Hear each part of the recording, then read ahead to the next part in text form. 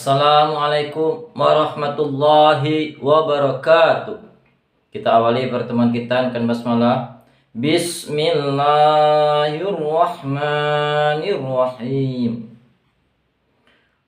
Mari kita berdoa minta kepada Allah. Rabbi zidna iman. Rabbi zidna iman. Rabbi zidna iman. Rabbi zidna ilman wa fahman. Rabbi zidna ilman wa fahman. Rabbi zidna ilman wal fahman. Warizqan halalan tayyiban mubarakan. Warizqan halalan tayyiban mubarakan. Warizqan halalan tayyiban mubarakan katsiran. Amma ba'du. Rabbi shrah lana sadrina wa yassir lana amrina. Ya Allah ya Rabb, tambahkan iman kami ya Allah. Tambahkan ilmu dan pemahaman kami tentang agama kami ya Allah. Tambahkan rezeki kami yang halal, yang baik ya Allah, yang Engkau ridhoi, yang banyak ya Allah, yang mendekatkan diri kepadamu ya Allah. Ya Allah ya Rabb, lapangkan dada kami ya Allah, ringankan lisan kami, mudahkan lisan kami untuk berucap yang baik-baik saja ya Allah. Murahkan seluruh urusan kami ya Allah ya Rabb. Kebahagiaan hidup di dunia ini Engkau beri kami nikmat di kubur kelak, dan insya Allah masukkanlah kami dalam surgamu hendaknya. Amin amin ya rabbal alamin. Baik Bapak Ibu kaum muslimin dan muslimat, insya Allah pada channel Khairul Ayat-Ayat Al-Quran ini kita akan melanjutkan kajian kita, yakni bedah Al-Quran surah Ad-Duha ayat yang keempat. Sebelumnya tentu kita akan mengulas sedikit ayat sebelumnya. Baik, kita baca dulu. A'udzu billahi minasyaitonir rajim. Bismillahirrahmanirrahim. Walal akhiratu khairul laka minal ula. Alhamdulillahirabbil alamin. Surah Ad-Duha ayat yang ketiga yang kemarin kita kaji, dan yang keempat dan insyaallah yang kelima hari ini, bahwasanya menunjukkan Allah Subhanahu wa taala ingin menyampaikan kepada Rasulullah sallallahu alaihi wasallam bahwasanya waktu malam adalah waktu kegelapan. Dengan makna apa? Bahwasanya Rasulullah sallallahu alaihi wasallam dalam keadaan susah. Gelap gulita, semua susah, karena pada itu waktu beliau diboikot, tidak ada makanan, tidak ada minuman, makan apa adanya. Itu menunjukkan waktu malam kesusahannya. Susah karena memang malam identik dengan kejahatan, kejelekan. Makanya kita memintakan diri, minta diri kepada Allah agar dilindungi dari kejahatan, kejelekan ini. Itu makna kiasannya. Berikutnya Allah meyakinkan kepada Nabi Muhammad SAW, ayat yang keempat, ma wadda'aka rabbuka wa ma qala. Kami tidak akan pernah meninggalkanmu Muhammad, badai dalam kondisi apapun. Baik engkau dalam kondisi senang, bahagia, atau ketika engkau susah sekalipun, kami senantiasa bersamamu wahai Muhammad. Ini untuk meyakinkan kepada Nabi kita Muhammad sallallahu alaihi wasallam, Rasulullah sallallahu alaihi wasallam, bahwasanya Allah senantiasa menyertai kita, senantiasa menyertai beliau dalam kondisi apapun. Sekarang ini dalam kondisi mawadda'aka rabbuka wa ma qala. Saya tidak meninggalkan engkau Muhammad. Maknanya apa? Bahwasanya ketika kita susah, dalam kondisi susah, ketika ada berita seperti ini dari Allah Azza wa Jalla ini, Masya Allah, menandakan bahwasanya kita senantiasa diperhatikan oleh Allah dalam kondisi apapun, khususnya Rasulullah SAW. Jadi Allah tidak pernah meninggalkan beliau. Ini sebuah kenikmatan yang besar yang Allah berikan kepada beliau. Kalau kita lihat sejarah beliau, Masya Allah, dari waktu beliau dalam kandungan meninggal ayahnya, beliau usia 6 tahun meninggal ibunya, digantikan oleh neneknya, berikutnya digantikan oleh pamannya, dan seterusnya. Begitulah ketika seseorang dalam keadaan susah, maka tidak ditinggalkan oleh Allah Azza wa Jalla, itu sebuah kenikmatan yang besar. Ayat yang kelima ini, walal akhiratu khairul laka minal ula.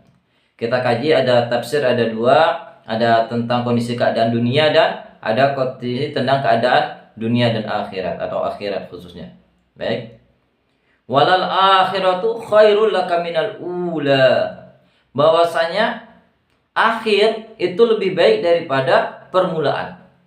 Tentang kondisi dunia, bahwasanya pada kondisi beliau lagi susah, berproses, bersusah payah, berkorban, banyak sekali yang berjatuhan korban, korban harta, benda, atau jiwa, atau berkorban tentang kedudukan. Semuanya dikorbankan untuk apa? Untuk akhir. Kelak yakin, wahai Muhammad, ketika engkau berproses, berkorban terus, engkau senantiasa berusaha untuk mencari ridho Allah, engkau korbankan hartamu, engkau korbankan jiwa ragamu, engkau korbankan seluruh daya upaya untuk mencari ridho Allah, insya Allah suatu saat di akhirnya engkau akan merasakan bahagia, wahai Muhammad. Engkau akan menang, engkau akan puas. Nah, ini dia. Jadi ketika Rasulullah SAW dalam berproses untuk menegakkan kalimat tauhid, la ilaha illallah, tiada ilah, tiada Rabb kecuali Allah. Ini prosesnya, Masya Allah. 10 tahun di kota Mekah.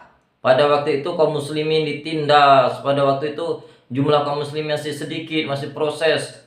Dari hari ke hari banyak korban berjatuhan, baik secara fisik, secara mental. Bahkan puncaknya diboikot. Nah, ini adalah puncak dari kejahatan kaum kafir Quraisy pada zaman itu.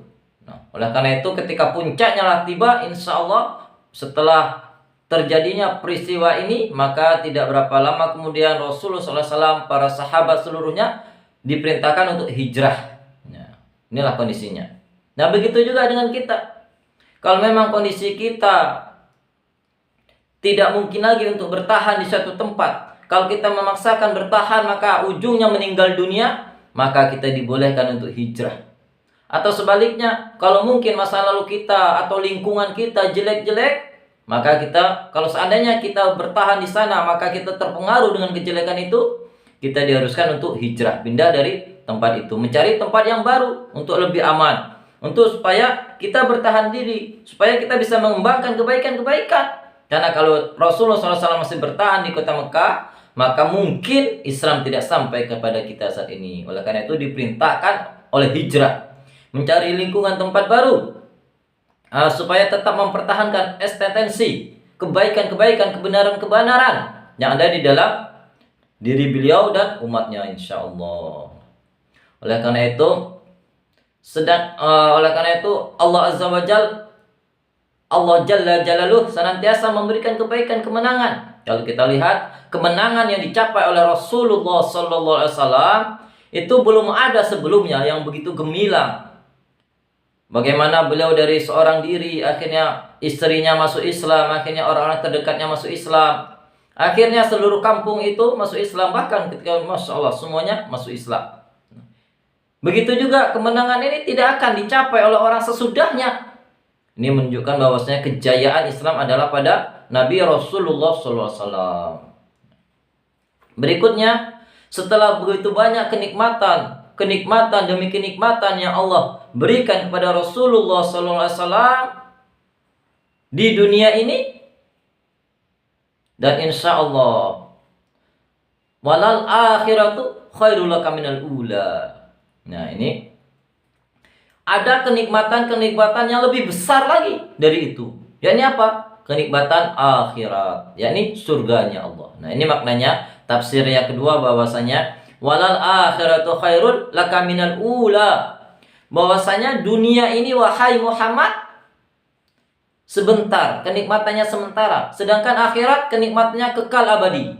Nah, jadi dunia ini adalah jalan jembatan, sedangkan akhirat adalah tujuan engkau kekal di sana.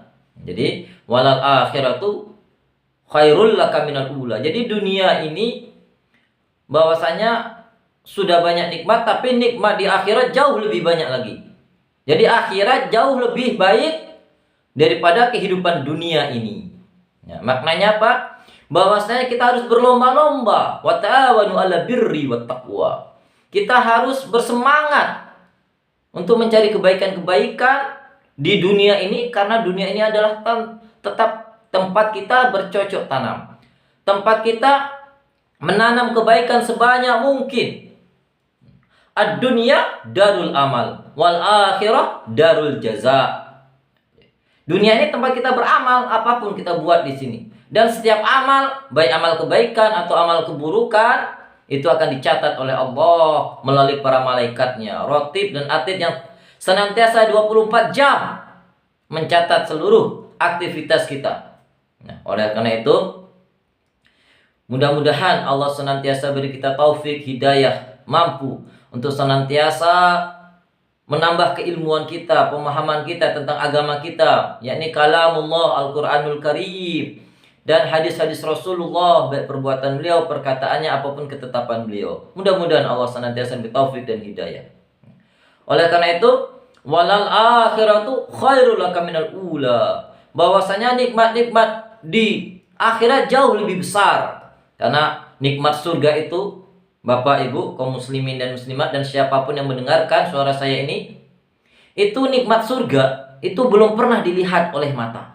Bayangin, belum pernah dirasakan oleh kulit manusia, bahkan jin sekalipun. Bahkan begitu juga belum terbersit oleh hati. Jadi kenikmatan dunia seperti apapun kita ingin membayangkannya, seperti apapun kita ingin melukiskannya, tidak akan mampu. Kenapa? Karena kapasitas yang Allah berikan kepada kita, itu kalau sederhananya saja, satu nikmat di dunia ini, sedangkan 99 nikmat lagi itu ada di surga. Bayangin Bapak Ibu, di surga 99, tentu sangat mustahil 1/99. Jadi kita tidak akan mampu, seperti apapun hebatnya logika manusia, seperti apapun canggihnya elektronik manusia, dia tidak akan mampu membayangkan, menggambarkan begitu nikmatnya di surga, begitu indahnya di surga. Berita-berita yang disampaikan oleh Allah Azza wa Jalla Jalaluh yang ada di dalam Al-Quranul Karim, itu hanya untuk sedikit memotivasi kita, menggambarkan kepada kita bahwasanya di surga di sana ada sungai yang mengalir di bawahnya, ada taman-taman yang indah, apapun keinginan kita itu bisa kita nikmati. Di sana ada bidadari-bidadari yang cantik jelita, bermata jeli, dan seterusnya, apapun bentuknya, itu adalah gambaran saja. Gambaran supaya kita murah memahami sebagai manusia. Itulah gambaran supaya memotivasi kita untuk senantiasa beribadah, berbuat kebaikan kepada Allah Azza wa Jalla, untuk senantiasa berusaha beramal soleh, berbuat kebaikan, dan menjauhi segala larangan-larangan, dosa-dosa, kejelekan-kejelekan yang dilarang oleh Allah dan Rasulnya. Itu hanya gambaran saja Bapak Ibu. Sedangkan yang hakiki, yang sebenarnya kenikmatan itu tidak akan mampu kita rasakan. Karena kapasitas yang ada di dalam fisik kita ini, mata kita ini, hati kita. Mudah-mudahan yang sedikit itu yang Allah gambarkan begitu banyak kenikmatan-kenikmatan surga memotivasi kita, mampu mendorong kita untuk senantiasa berbuat kebaikan, untuk senantiasa beramal soleh, sehingga kita bahagia hidup di dunia. Allah beri kita nikmat di kubur insya Allah, dan insya Allah Allah kumpulkan kita di dalam surganya hendaknya. Amin. Amin ya robbal alamin.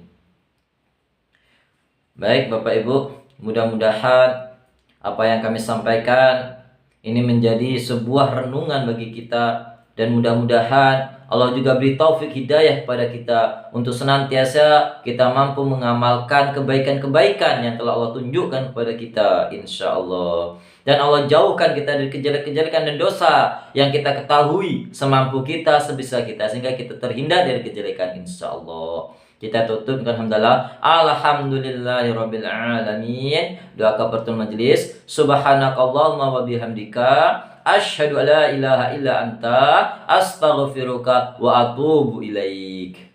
Assalamualaikum warahmatullahi wabarakatuh.